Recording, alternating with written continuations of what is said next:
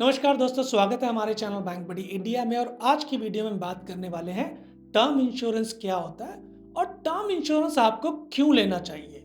और वीडियो के अंत में हम बताएंगे कि यदि आप टर्म इंश्योरेंस ले रहे हैं तो आपको किन किन चीज़ों का ख्याल रखना है ताकि जो टर्म इंश्योरेंस आप ले रहे हैं वो आपके लिए फ़ायदेमंद हो, यानी उसका कोई भी नुकसान आपको ना हो। तो चलिए हम इस वीडियो को शुरू करते हैं। अब सबसे पहले हम समझते हैं कि टर्म इंश्योरेंस होता क्या है। देखिए, जब भी कोई इंश्योरेंस कंपनी एक फिक्स टर्म के लिए आपकी लाइफ को इंश्योर करती है तो इसको टर्म इंश्योरेंस कहा जाता है। यानी वो कंपनी ये इंश्योर कर रही है कि इस दौरान यदि आपके साथ कुछ भी होता है तो जो कंपनी है आपके फैमिली मेंबर्स को वो जो सम इंश्योर यानी वो जो अमाउंट आपने इंश्योर किया है वो पैसा आपके फैमिली मेंबर्स को दे देगी। अब मान लीजिए आपने किसी कंपनी से 1 करोड़ का जो है टर्म इंश्योरेंस लिया है। अब यदि किसी भी कारणवश आपकी मृत्यु हो जाती है तो वो कंपनी ये 1 करोड़ जो है आपके फैमिली मेंबर्स को दे देगी। अब टर्म इंश्योरेंस क्यों जरूरी है इसको एक एग्जांपल से समझते हैं। मान ली एक व्यक्ति परिवार में अकेला कमाने वाला है, उसकी 1 लाख रुपए पर मंथ सैलरी है, उसकी वाइफ हाउस वाइफ है, उसके 2 छोटे बच्चे हैं जो अभी स्कूल में पढ़ रहे हैं। अब मान लीजिए कि यदि उस व्यक्ति को कुछ हो जाता है यानी उसकी डेथ हो जाती है तो फिर उसके परिवार का क्या होगा। यानी उसकी वाइफ जो है वो हाउस वाइफ है, वो कहीं जॉब नहीं करती। अब या तो उसको भी जॉब में जाना पड़ेगा। अब यदि वो जॉब में जाती है क्योंकि वो ऑलरेडी जॉब में नहीं थी तो आज के सिनेरियो में उसको उतनी सैलरी नहीं मिलेगी। इसके साथ साथ जो स्टैंडर्ड ऑफ लिविंग वो व्यक्ति अपनी मृत्यु से पहले यानी उसका परिवार मृत्यु से पहले जिस स्टैंडर्ड ऑफ लिविंग में रह रहा था उस स्टैंडर्ड ऑफ लिविंग को मेंटेन करने के लिए उसको ढेर सारे पैसे की जरूरत होगी और इसीलिए टर्म इंश्योरेंस बहुत जरूरी है। अब देखिए, यदि इस व्यक्ति ने 1 करोड़ का टर्म इंश्योरेंस लिया होता तो उसकी मृत्यु के बाद उसके परिवार को 1 करोड़ रुपए मिल जाता।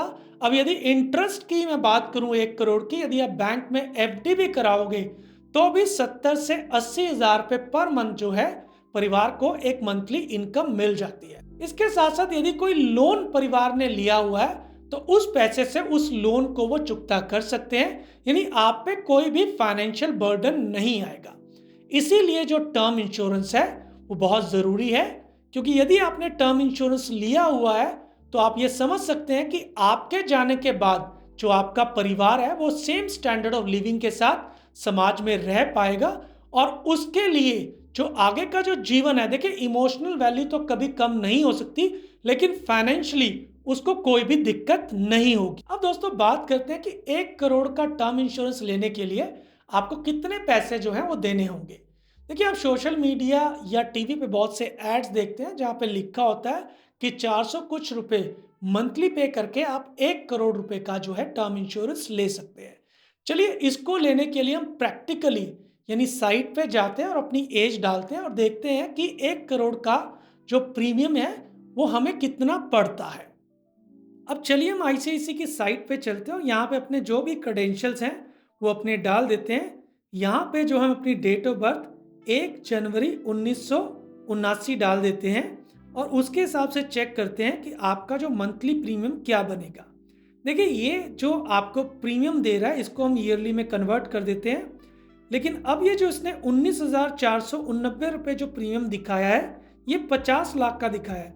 चलिए हम इसको 2 से मल्टीप्लाई कर देते हैं। तो यदि मैं 1 करोड़ का टर्म इंश्योरेंस आईसीआईसी प्रूडेंशियल से लेता हूं तो 19 साल के लिए मुझे हर साल 38,978 रुपये पे करने होंगे। चलिए हम एक और काम करते हैं, इसी को हम एचडीएफसी लाइफ से भी चेक करते हैं। हम एचडीएफसी लाइफ पे 1 करोड़ का जो टर्म इंश्योरेंस चेक करते हैं और इसको हम 20 साल के लिए चेक करते हैं।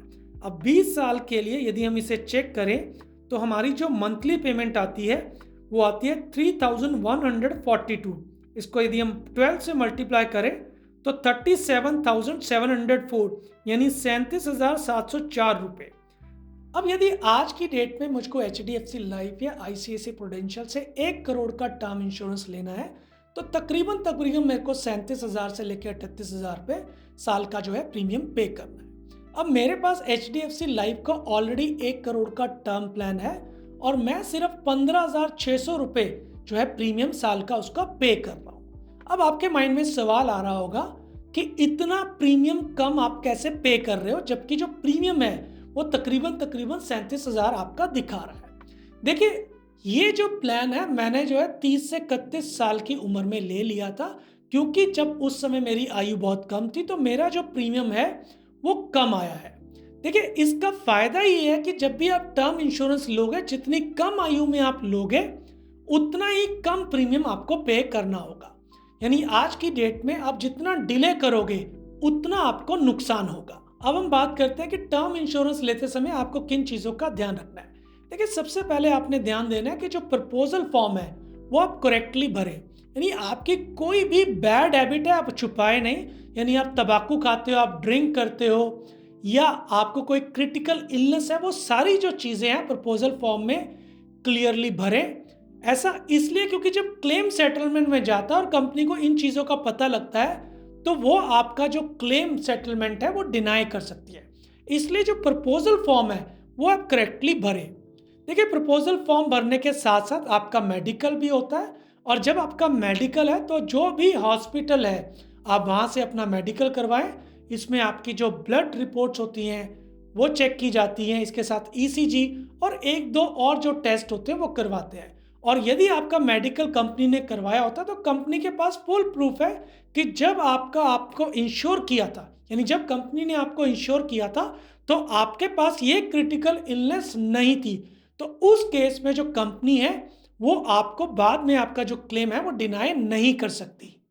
अब सेकंड, आपने किस चीज़ का ध्यान रखना है कि जब भी आप लाइफ कवर ले रहे हो तो आप सिर्फ लाइफ कवर लो, उसके साथ साथ जो एडिशनल प्रोडक्ट हैं उनको मत लो।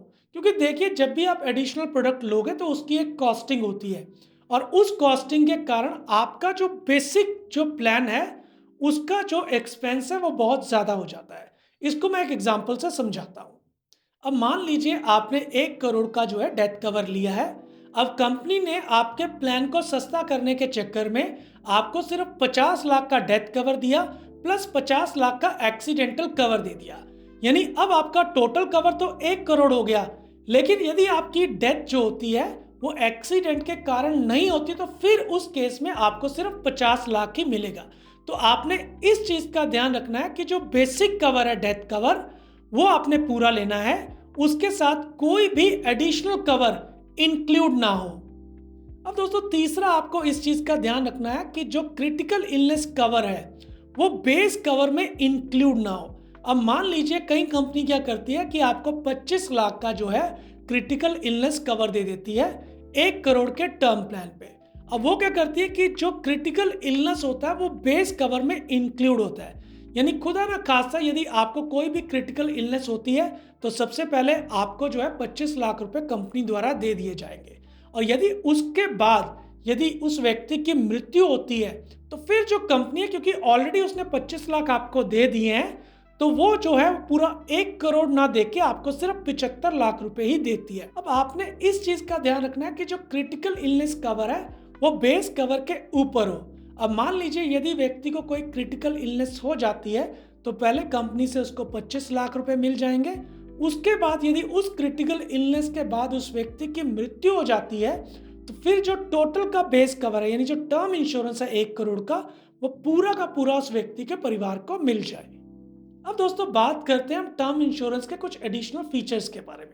देखिए, पहले क्या होता था कि आपकी जैसे जैसे रिस्पॉन्सिबिलिटी बढ़ती थी आपको एडिशनल जो टर्म कवर है वो परचेज करना पड़ता था। मैं प्रैक्टिकली अपना एग्जांपल दूं कि जब मैंने जॉब स्टार्ट की तो मैंने 20 लाख का HDFC SLIC से कवर लिया, और जब मेरी मैरिज हुई तो मैंने फिर SBI लाइफ से 25 लाख का कवर लिया, और मेरे बच्चे होने के बाद यानी जब मेरे किड्स हुए तो मैंने इन दोनों प्लान्स को क्लोज करके HDFC लाइफ का 1 करोड़ का एडिशनल प्लान लिया।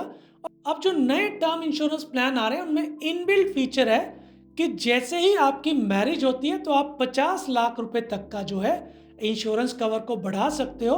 उसके लिए आपको एडिशनल प्रीमियम देना है। इसके साथ साथ आपके फर्स्ट चाइल्ड पे आप मैक्सिमम 25 लाख और सेकंड चाइल्ड पे मैक्सिमम 25 लाख जो है और अपना कवर बढ़ा सकते हो।